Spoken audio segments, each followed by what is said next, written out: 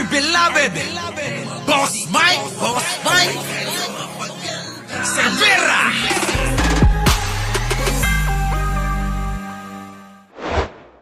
Yo, magandang umaga, magandang hapon at magandang gabi sa mandako ng mundo. Naroon kayo. Siyempre, magandang buhay na rin para sa ating lahat. At eto na nga mga kababayan. Opo, bago natin umpisahan ang ating tatalakayin, opo, huwag niyong kakalimutan ang mahalagang bagay. Ano yun? Mag-like, mag-share at mag-subscribe. Opo, ha? Sa lahat ho ng bago dito sa ating channel, mga kababayan, huwag niyo pong kakalimutan yan. At ito na nga mga kababayan, nako, itong si Risa nanawagan na kay Pangulong Bongbong Marcos na dapat ang ICC o kailangan na daw natin na bumalik sa ICC para maitama ang pagkakamali, ang lahat ng pagkakamali na nangyari nung panahon ni Digong. Grabe, no? Talagang si Digong ang sinisisi. Oo, sa bagay, may punto naman. Pero mas okay, ito, panoorin natin. Para nang siya ganon, nako, mas maliwanagan kayo. Ito, pasok! Pagkakamali ng Duterte administration, maitatama kapag muling lumahok ang bansa sa ICC. Ayon yan kay Senator Hontiveros. Narito ang nuskog ni Kim Gomez. O, ayan na nga mga kababayan, ha? Risa Hontiveros yan. Alam niyo naman yan, di ba? Oh, tuloy. Iginiit ni Senate Deputy Minority Leader Risa Hontiveros na maaari pang maitama ni Pangulong Ferdinand Marcos Jr. ang pagkakamali ng nakaraang administrasyon. Kung Naku po, ayan na. Oo, paano kaya itatama pa yan? Diba? Siguro ang tinutukoy ni Senator Trillanes tuloy. Oy, sa mga taga-Caloocan, naku, huwag niyong kakalimutan. Oo, magkakaroon kayo ng mayor na parang nagkaroon na rin kayo ng presidente. Oo, ha? Ito na nga mga kababayan. Oo, si Risa Hontiveros ay nananawagan na kay Pangulong Bongbong na sana daw etong ICC ay balikan na natin. Dahil nga, etong ginawa ni Digong na pag-alis sa pagiging membro ng Pilipinas sa ICC ay pansariling kapakanan niya lang. Hindi po para sa mga Pilipino yan. Dahil nga sa kanyang mga maiitim na plano, balak at ginawa. Oo, sa marami nating mga kababayan ay eto, para nga naman hindi siya managot sa International Criminal Court. Sige tuloy, ano yun? muling lalahok ang Pilipinas sa International Criminal Court. Ayon pa kay Senator Hontiveros, ang pagkalas ng nakalipas na administrasyon sa ICC ay bunga lamang ng pansariling interes ni dating Pangulong Rodrigo Duterte. Oh, ayan na nga mga kababayan eh. Totoo, alam nyo may punto rito si Risa, na pansarili lang ni Digong. Kita nyo mga kababayan, no? Kailangan nagnanakaw pa tayo ng mga pagkakataon para yung mga ICC mapapasok, makapag-imbestiga. Kailangan pang magpaalam sa gobyerno. Alam nyo naman ang stand ni Pangulo. Diba? Hindi siya makikipagtulungan. Totoo kaya yun? Tanong lang naman. Oo, i-comment nyo na lang ha. Kasi yun yung tanong ko lang naman. Sa tingin ninyo, totoo kaya yun na hindi makikipagtulungan? Si Pangulong Bongbong? Ha? Kasi ako hindi naniniwala ron. Mga kababayan, ako hindi naniniwala ron. Kaya kung ano ang inyong opinion mga kababayan, pagdating doon sa si Pangulo ay hindi daw makikipagtulungan, o sabi nga nung kamakailan, nakaraang araw, bahala daw si Digong kung pupunta siya doon. Kung sasagutin niya, bibigyan niya ng pagkakataon para mapanayam itong si Digong, sarili niya mismo magdesisyon. Diba? Tapos, sabay sabi na kung ang ICC makikipag-usap sa Interpol, ay hindi niya hahadlangan yun. Parang teka, parang parehas lang yun. Ha? Mga kababayan, ano, sa palagay ninyo? Kasi parang parehas lang yun. Putik na yan. Sige, tuloy. Para sa mambabatas, layunin lamang ng dating Pangulo na isalba ang kanyang sarili. Ngunit ang hakbang Oy, totoo yan. Pansarili niya lang talaga yan. Para isalba niya yung sarili niya kasi nga sa dami ng nagawa niyang mga katarantaduhan na hinahangaan ng mga mangmang. O, diba? Kita nyo naman. Patuloy pa rin sila dyan. Na ano, sumusuporta. Kunyari, nagmamahal dyan. Oh. Kaya nga mapapatunayan kung itong mga DDS sasamahan.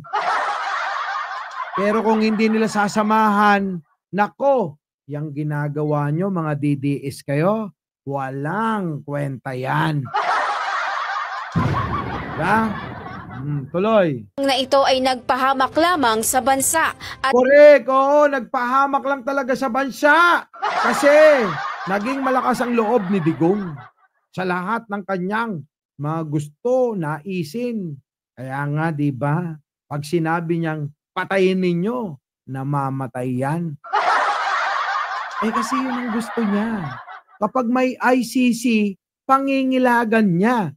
Kaya ang madaling paraan para sa kanya, bakit natin pangingilagan? Di umalis tayo dyan.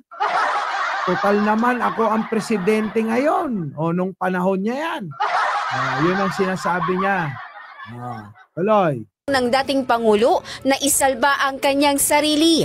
Ngunit ang hakbang na ito ay nagpahamak lamang sa bansa at Correct, alam nyo, nagpahamak lang sa atin yan. Kasi nga, marami tayong mga kababayan na talagang naabuso. Namatayan, namatayan, di ba? Nawalan, sabi ko nga lagi, nawalan ng asawa, ng anak, di ba? Kapatid, pamilya, nako, dahil dyan, lumakas ang loob eh. inalis nito sa mga Pilipino ang mahalagang mekanismo ng hustisya. Yan, oo. Mahalaga ang mekanismo ng hustisya. Bakit? Kasi nga mga kababayan, alam nyo naman, ang ating bansa, kapag wala kang pera, wala kang anda, kahit anong gawin mo, kadalasan. Hindi ko naman sinasabing madalas yan. Oo. Pero kadalasan, Boss Mike, parehas lang yan. Yun naman talaga yung ibig kong sabihin para sa mga DDS. Kasi ang mga yan, mahina ang pang-intindi ng mga yan. Diba mga kababayan? Tuloy.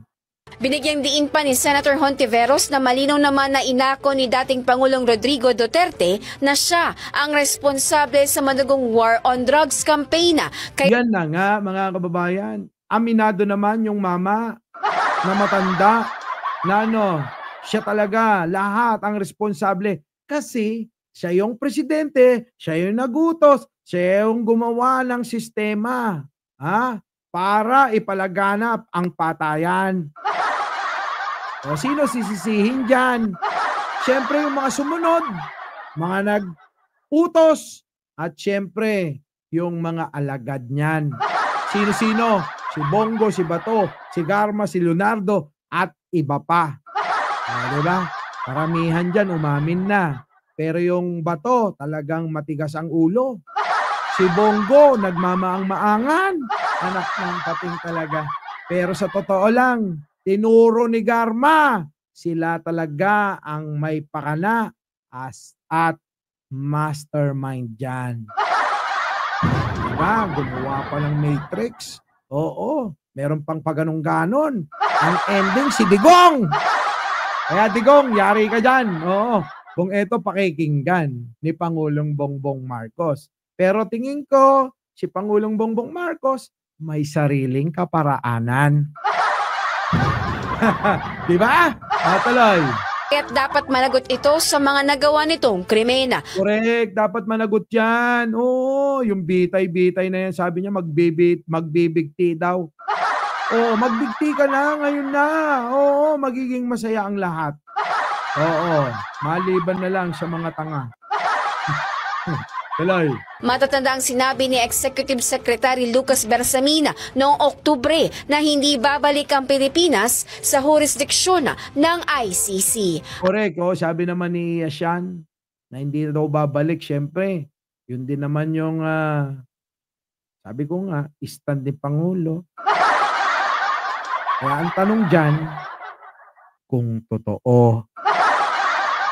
Ulitin ko lang baka naman may ibang pamamaraan. Sa tingin nyo mga kababayan, naniniwala ba kayo sa sinasabi ni Pangulo? Pero, syempre, bilang diskarte ni Pangulo, dapat nating irespeto. Diba? Pero sa totoo lang balita ko. Mukhang nangangati na ang mga kamay at puwet ng mga opisyal, ng ICC para dakpin ito. Sino kaya susunod pagkatapos neto? Susunod kaya si Bato pag natalo? Mga kababayan tingin ko lang, baka nga mauna pa yun Bato, nako, delikado. Baka mamaya mauna ka pa rito. Dito, sa amo mo.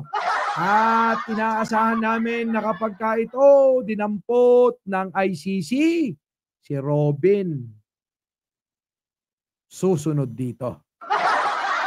Diba, mga kababayan? Kaso ano kaya? Anong kaso? Dapat sabihin ni Robin, sangkot ako! Ako, isa ako sa nagplano, nag-isip ng diskarte na yan para mamatay ang maraming Pilipino. Di ba? Ay, nako. Muli, Mike Cervera po, laging nagpapalalang mahalin natin ang ating kapwa. Pagdasal po natin lagi ang ating bansa. At po, huwag niyong kakalimutan bago tayo maghiwa-hiwalay. Opo, malaya po kayo mag-comment at syempre yung pag-like, pag-share at pag-subscribe. Maraming salamat po. Our beloved Boss Mike Cervera.